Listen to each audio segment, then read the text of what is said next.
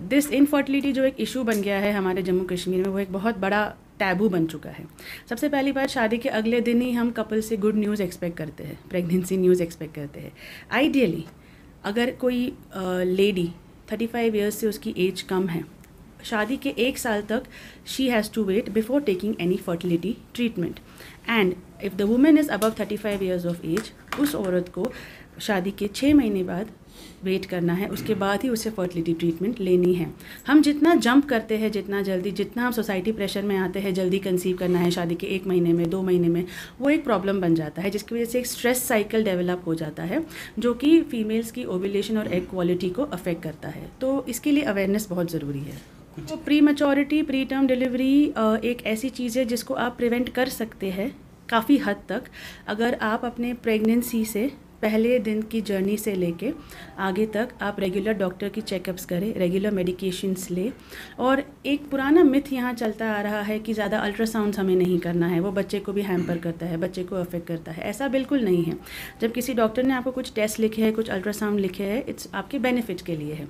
और कुछ कंडीशंस ऐसी होती है, कभी प्री टर्म डिलीवरीज ज़रूरी हो जाती है, जैसे कि डिलीवर डिसऑर्डर्स, जो कि बहुत कॉमन है हमारे कश्मीर में, जिसको हम इंट्राहेपेटिक कोलेसिस्टिक प्रेगनेंसी कहते हैं। इस केस में जो प्री टर्म डिलीवरीज हमें करनी होती है, उसके लिए भी हमने यहाँ सहूलियत रखी है। हमारा NICU जो है लेवल 3 का, वो हाई एंड मशीनरी से यहाँ अवेलेबल है, जिससे हम प्री टर्म बेबीज़ को अपने बेहतरीन तरीके से मैनेज कर सकते हैं। एक पर्टिकुलर फ्रूट या एक पर्टिकुलर न्यूट्रिशन का हम नाम नहीं लेंगे इसमें, लेकिन येस, कॉम्प्लिकेशन जैसे कि मिस्ड अबॉर्शन, जहाँ बच्चे का हार्ट नहीं बन पाता है, जैसे कि मेकोनियम, जहाँ बच्चा गिद कर लेता है पेट में, इनके पीछे एक अंडरलाइंग कॉज होता है। फॉर एग्जांपल, मिस्ड अबॉर्शन के कॉजेज़ में range from thyroid problems to sugar problems, जो अगेन आपके मेडिकेशंस और लाइफस्टाइल मैनेजमेंट से कंट्रोल हो सकता है, प्रोवाइडेड कि आपको वो प्रॉब्लम पता हो, जिसके लिए आपको चेकअप करना है राइट टाइम पे और डॉक्टर्स की एडवाइस फॉलो करनी है।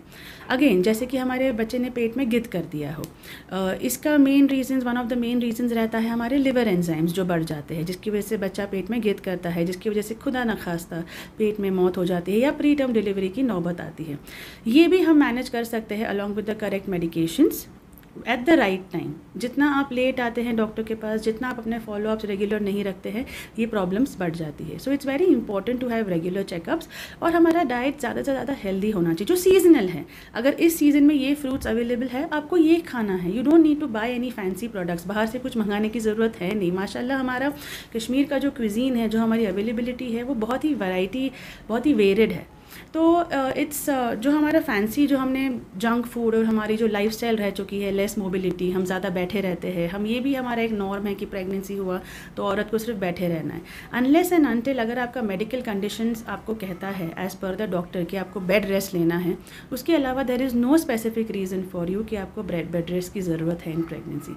आप जितना मोबाइल रहेंगे, जितना आप फुर्तीले रहेंगे, जितना आप हेल्दी पौष्टिक खाना खाएंगे जो घर पे बनता है, जो लोकली अवेलेबल है, उतना ही आपका हेल्थ और आपका प्रेगनेंसी हेल्दी रहने वाला है। फर्टिलिटी, सबसे पहली बात, फीमेल जो औरत है और जो मर्द है, दोनों को इवैल्यूएट करना ज़रूरी होता है। आप हर एक रीज़न एक औरत पे डाल के आप ये नहीं कह सकते इसकी वजह से बच्चा नहीं हो रहा है। इनफर्टिलिटी मैंने अक्सर देखा है, यहाँ औरत अकेली आती है कि मुझे इनफर्टिलिटी है, मुझे ट्रीट करो। आपके जो हस्बैंड हैं उनकी ज़रूरत है, क्योंकि 40% इनफर्टिलिटी कॉजेज़ फीमेल्स का होता है, 40% मेल्स का होता है, और अगला जो 20% बचता है वो अननोन कॉज रहता है।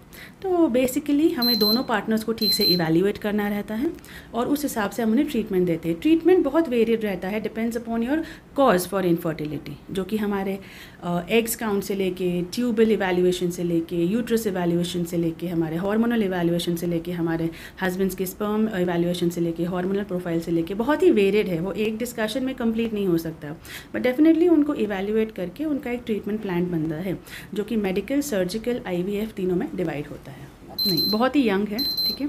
आपकी जो HPO एक्सिस है, हाइपोथैलेमो पिट्यूटरी एक्सिस है, जो हमारे हार्मोन्स का जो एक एक्सिस रहता है, वो तब सिर्फ डेवलप हो रहा है, उसको अगले 2-3 साल लगते हैं। 12-13 साल बहुत ही यंग एज है शादी के लिए। एक ख्वातीन, एक औरत को कम से कम 18 ईयर्स का होना चाहिए, उसके बाद ही मैरिज इज़ इम्पोर्टेंट। मैरिज उसके लिए एक हेल्दी मैरिज बन सकता है, जहाँ वो अपने बच्चे को हेल्दी तरीके से कंसीव कर सके और उसकी देखभाल कर सके और ख़ुद की देखभाल कर सके। आखिर में आपकी मैसेज क्या रहेगी? वुमेंस हेल्थ को लेके हमारे यहाँ बहुत सारे मिथ है। हम अभी भी हमारा माइंड पूरा खुला नहीं है वुमेंस हेल्थ को लेके, अवेयरनेस हमारा बहुत कम है, लेकिन ये हम ओवरकम कर सकते हैं स्टेप बाय स्टेप। अब हमारे हॉस्पिटल में हमने इस हिसाब से एक सुविधा रखी है कि 12 साल की लड़की से लेके 80 साल की औरत तक सारे जो प्रॉब्लम्स रहते हैं उनकी लाइफ में, उनका ट्रीटमेंट यहाँ हो सकता है। और ट्रीटमेंट से पहले अवेयरनेस ज़रूरी है। Prevention is better than cure, ये हमें हमेशा याद रखना चाहिए। तो इट्स बेटर कि हम यहाँ वहाँ गूगल न्यूज़ या यहाँ वहाँ लोगों की बातें सुनने से बेहतर है आप डॉक्टर से कंसल्ट करें और ट्रीटमेंट लीजिए। अक्सर हमें लगता है कि प्राइवेट हॉस्पिटल्स में ट्रीटमेंट्स महंगे होंगे, आप अफोर्ड नहीं कर पाएंगे। अगेन हमने ये बैरियर भी ओवरकम किया है, हमने यहाँ बहुत ही अफोर्डेबल रेट्स रखे हैं। आप खुद आके यहाँ पे एक टेस्ट ले सकते हैं, you all can have a look your self. And definitely हम चाहते हैं कि एक ही रूफ़ के अंदर हमारी औरत को एक ही जगह सारा ट्रीटमेंट मिले, उसको यहाँ वहाँ भागने की ज़रूरत ना हो, खासकर इस हमारे सिटी हमारे स्टेट से बाहर जाने की ज़रूरत ना हो।